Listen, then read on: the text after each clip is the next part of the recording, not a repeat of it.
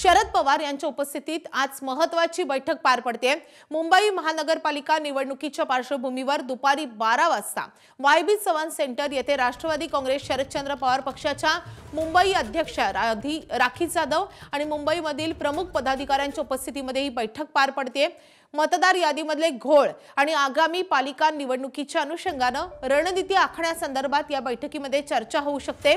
तर शरद पवार यांचा राष्ट्रवादी काँग्रेस पक्ष ठाकरे बंधूंसोबत जाणार की काँग्रेस सोबत जाणार या संदर्भातही या बैठकीमध्ये चर्चा होण्याची शक्यता आहे। महाविकास आघाडी म्हणून आगामी निवडणुकीला सामोरं जावं अशी शरद पवार यांची भूमिका असल्यामुळे या बैठकीला विशेष महत्त्व आहे।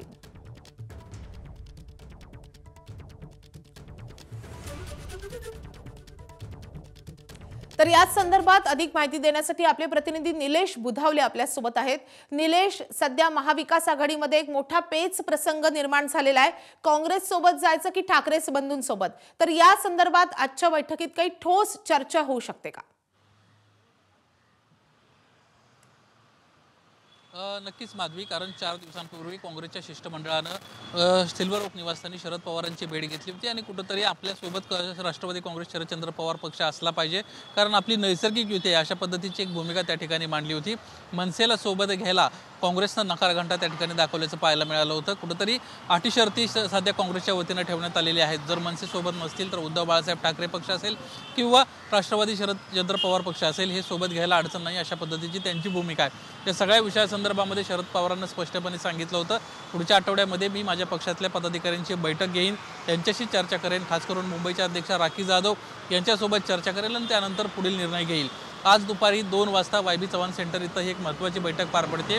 या बैठकीला राखी जाधव असतील, यासोबतच मुंबईचे महत्त्वाचे पदाधिकारी असतील आणि आगामी काळात महाविकास आघाडी म्हणून लढायचं की आणखी वेगळा काही निर्णय घ्यायचा या संदर्भातली चर्चा जी आहे ती होताना पाहायला मिळेल।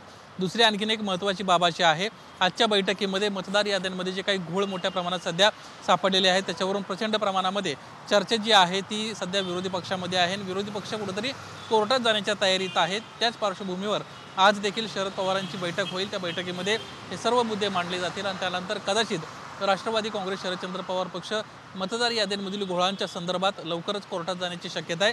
जशी राष्ट्रवादी आहे तसंच उद्धव बाळासाहेब ठाकरे शिवसेना ही देखील आता कोर्टात जाण्याच्या तयारीत असल्याचं आपल्याला पाहायला मिळतंय।